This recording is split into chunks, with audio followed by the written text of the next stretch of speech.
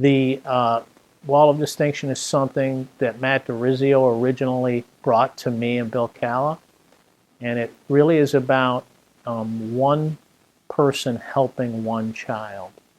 And it's not a Hall of Fame or to be regarded as such, but simply to honor the work that we all do. John's impact on the Fairport school community is really kind of hard to measure. As someone that taught for over 40 years, he's taught generations. He's taught parents, grandparents, grandchildren. And beyond that, as someone that led the Fairport Educators Association for, I believe, over 20 years, John's legacy is in the Fairport teacher's contract and in every relationship for every teacher that he's mentored through that time. And that includes administrators as well. I had an opportunity to go to Fairport and 2 other school districts, and I really wanted to go to Fairport because I grew up in East Rochester. I knew so many people in Fairport, and I understood the deep commitment to community and to family that's at the core of Fairport. I think John's one of the reasons that I'm the principal at Fairport High School. I think that he saw something in me and helped kind of facilitate the process of me coming to Fairport High School initially as an assistant principal. And then once I took the role of principal, I think that he wanted me to be successful and took every opportunity to talk through situations with me to build a strong relationship between the administrator and the Fairport Educators Association, in the context of Fairport High School. I interviewed at a teacher recruitment day in 1989 with the legendary Diane Dudley, and she must have done something to my interview recording sheet, and in August, when they needed a first grade teacher at Dudley, I was called to interview. I've often told Diane, now that I knew her as a colleague and worked with her over the years, wow, I really have a lot to thank you for. The fact that relationships are important to her makes her special.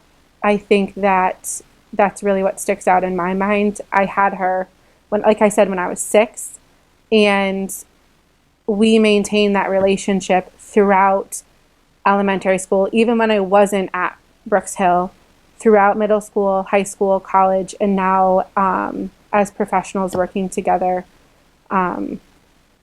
through all stages of life. She and I have been connected, whether it's her supporting me in my education or her and I working together to educate children in 3rd grade. That really sticks, and I think that that's part of her legacy here in Fairport is her enthusiasm, her passion, and her ties to her students and relationships with others. My husband and I moved to Fairport for the schools. My children were starting school, and we wanted them to start here. And they did. And then once we got here and they went to school, I got involved in the school, room parent. I'm a nurse, so I did some subbing. And eventually when I had to find a full-time job, it was kind of a no-brainer to work here. It worked with my kids' schedule, and I love the schools. It's a family. Some of my earliest memories of Laura is just how she wants to do what's best for kids, advocates for kids, and makes things possible for kids when they need it. Laura supported one of my very first students with some personal hygiene issues, setting up a station in the nurse's office so that she could brush her teeth every day. For that same student, Laura went out of her way to find a way for that child to get glasses when that wasn't a possibility for her family. The next year, Laura was a frequent flyer in my room dealing with a student that had diabetes, and it was something new for both of us. And I think that was the year where Laura and I really learned to trust each other. She just became a regular in my room, and that was even true with some students last year and some of their needs. Laura is incredibly compassionate and really does what's best for kids in any capacity that she can. Well, I got hired in 1969. I interviewed with Floyd Peck, who was the principal at Martha Brown, Joe Cummings, who was the athletic director, and our superintendent at the time was McGregor Deller. Apparently the interview went well because I was hired. Coach Lanning was my junior year history teacher at FHS. and varsity football coach in the seasons of 1996 to 97. Fortunately, had Coach Lanning as the 97 state championship football team. And Coach has always been a part of the Fairport tradition, not only on the field, but also off the field. So having him be a part of this community and be a part of this journey, I've had him, kind of along the way of not only a student, but also an athlete.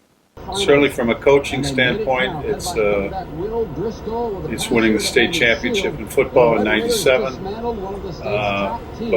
But academically, being surrounded by great colleagues through the years, people that made you better as an educator. I think he's instilled a lot of really traditional things. And I think one of the major stories, too, was coming back from the state championship, beating Troy 35-14 in the Carrier Dome. He sat us in the hallway, and his famous line in speech, and he remembered it 20 years later as we celebrated that 20-year anniversary.